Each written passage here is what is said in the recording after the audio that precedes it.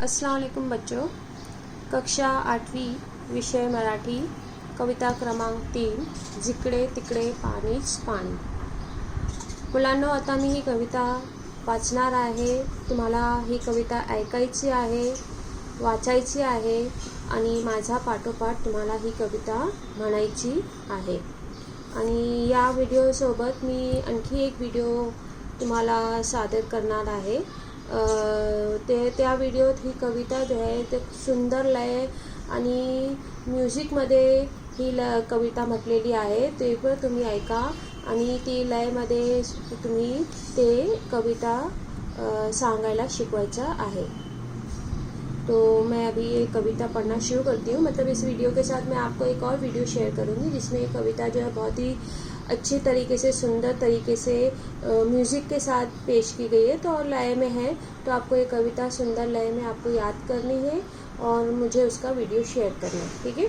तो अभी हम ये कविता पढ़ते हैं। पहले मैं एक बार पढ़ूँगी, आप इसे गौर से सुने, मेरे पीछे पीछे आप पढ़े इसको, कविता को।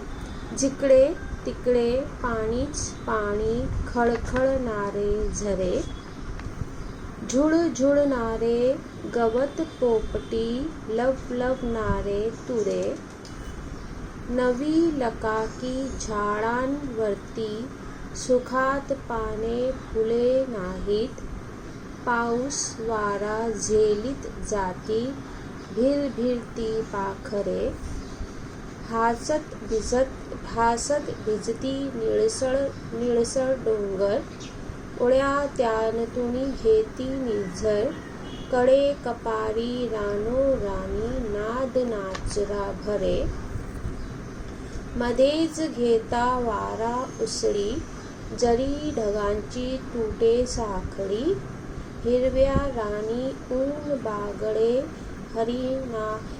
हरिना परिगो जिरे। ठीक है। अब आपको यहाँ पे, जैसा कि हम जब क्लास में पढ़ते थे तो आपको पता है कि मैं आपको कविता के शब्दार्थ जो है या पाठ के शब्दार्थ दिखाती थी। तो यहाँ पर भी आपको शब्दार्थ दिखाई दे रहे हैं। आपको ये शब्दार्थ यहाँ से देखना है और अपनी किताब में लिखना है, साथ ही साथ अपनी कॉपी में भी उसको लिखना है। तो बच्चों, अभी हम समझने की कोशिश करते, कविता को समझते हैं। तो कविता को समझने के लिए हम यहाँ पे थोड़ा चित्र का जो वर्णन है वो देख लेते हैं। ये झाड़, डोंगर और तुरे, तुरे का मतलब होता है घास जिस पर फूल और ये लगे होते हैं, फूल वगैरह लगे होते हैं। यह है निर्झर, निर्झर मतलब झरना, और यह है नदी। जिकडे तिकडे पाणीच पाणी, खळखळणारे झरे। आपको अभी दिखाई दे रहा है कि अभी बारिश का मौसम चल रहा है, तो जहाँ कहीं हमको क्या नज़र आता है, पानी ही पानी नज़र आता है।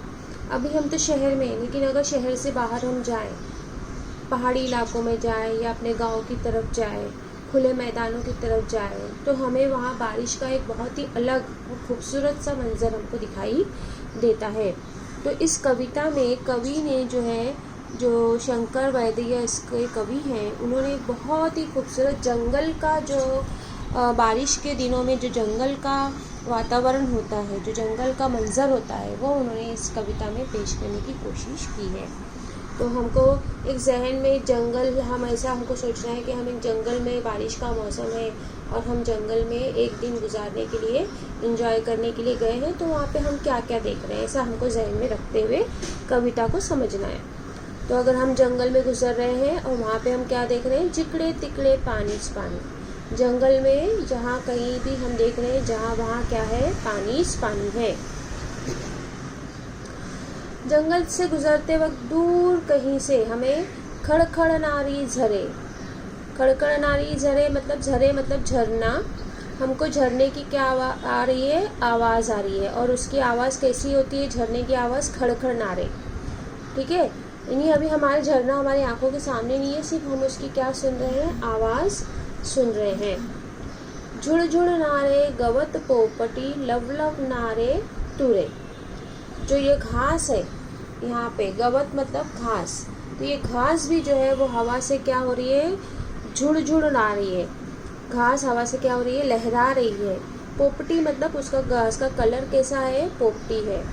लव लव नारे तुरे। और ये जो घास में जो इसके गुच्छे हैं, जो घास थोड़ी लंबी हो जाती है, उसके गुच्छे जो है वो भी क्या हो रहे हैं, हिलते हुए हमें नजर आ रहे हैं। नवी लकाकी झाडांवरती सुखात पाने फुले नाहीत। मतलब जो घास आई हुई है, नवी झाडांवरती जो नए चमकदार पत्ते आए हैं, वो पत्ते भी जो है वो खुश होकर आनंद होके जो है आनंद खुशी में जो है वो नहा रहे हैं। पाऊस वारा झेलत जाती भीर भीर पाखेरे।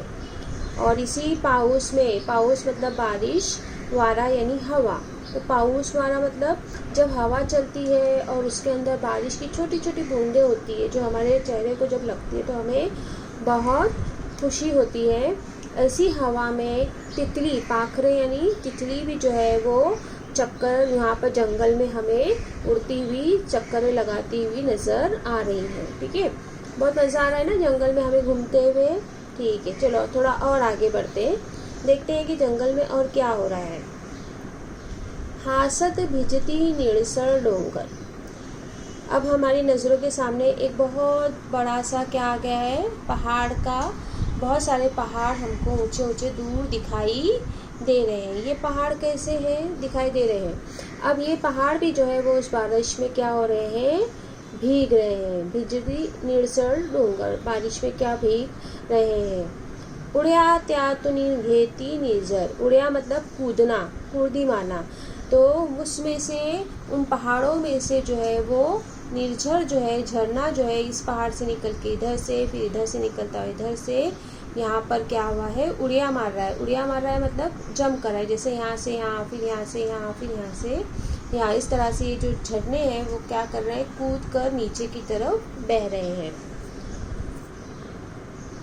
कड़े कपाड़ी रानो रानी नाद नाचरा भरे।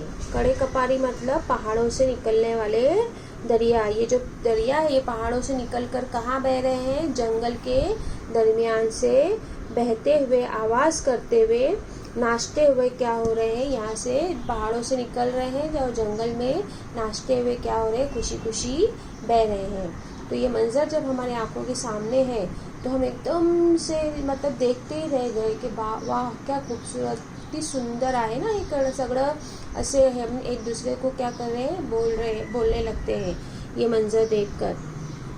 हा दृश्य बघून आपला मन आहे ते खूप प्रसन्न होतोय। मध्येच घेता वारा उसरी। तभी जब हम ये मंजर देख रहे हैं तभी एक हवा का जो है वो झोंका आता है दरमियान। उसी बीच में जब हम ये देख ही रहे हैं ये मंजर, उसी दरमियान जो है वो क्या होता है, हवा का, वारा मतलब हवा का उसरी यानी जोर का झोंका आता है। और उस झोंके से क्या होता है, जरी ढगांची टूटे साखड़ी। और जो हवा में, आसमान में जो बादल की साखड़ी है, बादल की जो चैन है वो क्या हो जाती है, टूट जाती है। हवा की वजह से वो बादल जो है वो क्या हो जाते हैं, टूट जाते हैं। तो बादल की वजह से सूरज क्या था, उसके पीछे छुपा हुआ था। अब जब ये बादल टूट गए तो रोशनी कैसे आने लगी ज़मीन पर। हिरव्या रानी ऊन बागड़े हरिना परी गोजिरे। और वो धूप इस तरह से आने लगी ज़मीन पर जैसे कि खूबसूरत हिरन जो है वो ज़मीन पर क्या हो रही है, खुशी से नाच रही है, इधर उधर भाग रही है। अक्सर तुमने देखा होगा बच्चे भी जो है वो धूप के पीछे भागते हैं। जैसे जैसे धूप जाती है वैसे वैसे बच्चे गांव में जो है वो उसके पीछे भागते हैं। तो इस तरह से यहाँ पर भी धूप इसी तरह से भाग रही है। तो उम्मीद करती हूँ आपको ये कविता पसंद आएगी। अब हम जल्दी जल्दी इसके घर काम देख लेते हैं। तो सबसे पहला घर काम तो ये है कि आपको कविता जो है वो सुंदर अक्षर में अपनी कॉपी में लिखना है। और अगर हो सके तो आप इस तरह से लिखना कि एक तरफ एक पेज पर आप ये ड्राइंग बनाओ और एक पेज पर आप ये कविता लिखो। फिर उसके बाद वाले पेज पर, तीसरे पेज पर आपको ये अल्फाज वानी लिखना है। उसके बाद अभी स्वाध्याय भी देखते हैं हम। स्वाध्याय में आकृति यहाँ पे दी हुई है, पूर्ण करा। झरे खड़खड़ नारे, गवत झुड़झुड़ नारे, तुरे लवलव नारे, पाखरे भिरभिरती। दुसरा प्रश्न काय आहे, खाली मानवी कृती करणारे कवितातील घटक कोणते आहे। यानी ये चीज़ें जो है, ये कृति यानी सरगर्मी हम करते हैं, मानवी कृति है, मतलब इंसान करते हैं, लेकिन कवि ने इसमें जो है वो जो कुदरत को जो है के कुछ घटक को इसमें किस बताया है, उनसे करना वो दिखाया है। जैसे सुखात नहाने, खुशी से नहाना। अब खुशी से हम झूम उठते हैं ना, लेकिन यहाँ पे कवि ने किसको बताया है, पाने फूले खुशी से क्या हो रहे हैं, नहा रहे हैं या झूम रहे हैं। भिजने, भिजने मतलब भीगना। भीगता कौन है बारिश में, इंसान भीगता है, लेकिन कवि ने इसमें किसको बताया है, भीगते हुए डोंगर को बताया है। उड़िया मारने, उड़िया कौन मारता है, बच्चे मारते हैं, इंसान मारते हैं, जानवर मारते हैं, लेकिन यहाँ पर कवि ने किसको, कविता में किसको उड़िया मारते हुए कहा है, निर्झर को। फिर उसके बाद बागड़ने, बागड़ने मतलब बिखरना, दौड़ना, धूप, तो उसमें जो है वो बागड़ने को किसको कहा है, ऊन को कहा है। तो प्यारे बच्चों, इस तरह से ये आपको कविता का लिखना है। 3 काम करना है आपको, कविता लिखना है, कविता के अल्फाज मैंने लिखना है, और स्वाध्याय के ये प्रश्न नंबर 1 और 2 आपको करना है।